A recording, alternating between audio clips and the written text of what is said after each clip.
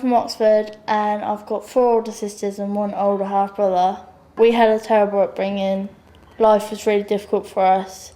When I was 10 years old, I was in a foster home. There was 2 other children with me that had been fostered, and we all wanted to escape because we all wanted to find our families. And so we ran so far, so we got out of Oxford, the 3 of us, and we all went our separate ways. And I actually went back to the care home where I first started off to see if they were still there, but they wasn't. So basically I was on my own.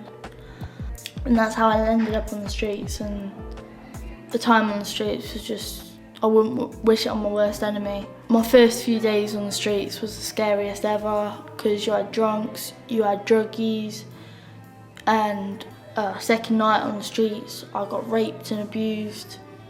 And since then I just lived in fear till the day that I actually got back in contact with my family. I spent 3 years on the streets, and how I managed, I have no idea.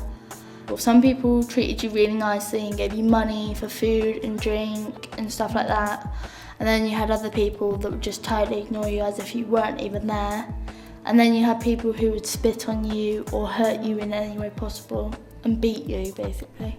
We had the shelter, which we could use twice a week, so we had somewhere warm to sleep and food in our stomachs and stuff. But really, no, it was basically survival of the fittest. And there were some strangers that would help, but that was very rare, very, very rare. A visitor to Oxford gave me some money, enough money so I could get a room for the night. And I met someone in that place, and they got me in touch with someone who got me back in touch with my family. As far as I was concerned, I had no future, nothing, I had nothing. But since I've been living here, my outlook on life has just totally changed. I've actually got my goals, I've actually got something to look forward to in life rather than a life of misery and pain and suffering. Now I ain't got to worry about that anymore. I've got the safety and security of the foyer and all the staff within it, and I've made friends as well, which helps because I had nobody.